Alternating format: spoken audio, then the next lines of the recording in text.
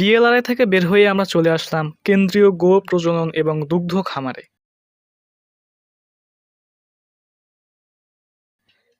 এখানে এর আগেও আমরা এসেছি। বেশ কয়েকটা সেকশন আছে এখানে।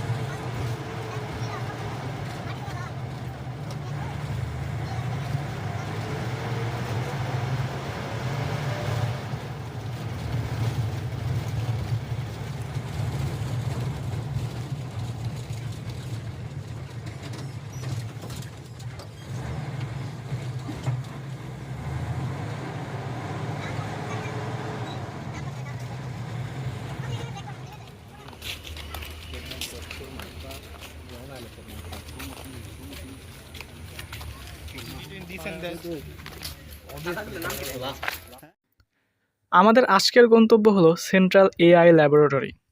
এখানে সিনিয়র সায়েন্টিফিক অফিসার শানে খুদা ভাই আমাদেরকে ল্যাবরেটরিটা ঘুরে ঘুরে দেখালেন এবং কিভাবে একটা বুল থেকে সিমেন্ট কালেকশন করে বিভিন্ন প্রসেসিংয়ের মাধ্যমে স্ট্র তৈরি করা হয় এবং ফাইনালি মাঠ পর্যায়ে পৌঁছানো হয় সে সম্পর্কে সংক্ষেপে একটা ধারণা দিবেন। সাথে সাথে তিনি আফসোস করে বলেন, আমরা এখনও সুপেরিয়র বুল সিলেক্ট করতে পারি না।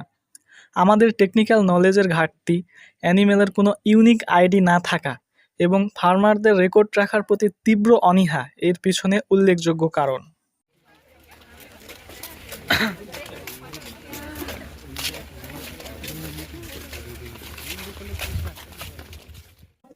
সিমেন্ট প্রসেস করি, আমাদের ল্যাব আছে, মোটামুটি যতটুকু যাবতীয় সুবিধা দরকার আছে, শুধু সেট সিমেন্ট তৈরি করা বাদে।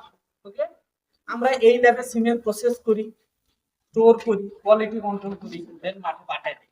এই কাজে আমরা প্রথমে ভোর 6টা ইভেন 5:30 থেকেও বুল থেকে সিমেন্ট কালেকশন হয়, দেন সেম সিমেন্টের কোয়ালিটি টেস্ট করা হয়। যদি কোয়ালিটিতে প্যারামিটারে কাট অফ ভ্যালু পার হয় আমার, দেন তারা ফার্দার প্রসেসিং এ যায়, দেন আলটিমেটলি -196 এ নিয়ে যায়।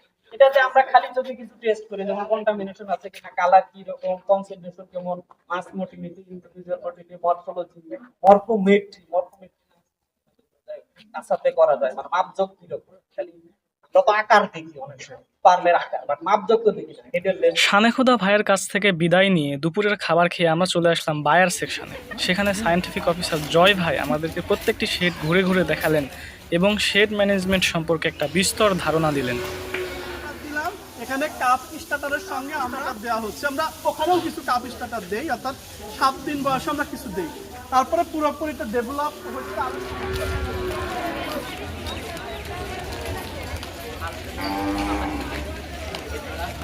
আমাদের নিজস্ব জেনেটিক রিসোর্সেস এখানে স্বচক্ষে দেখতে পেরে আমরা খুবই আনন্দিত।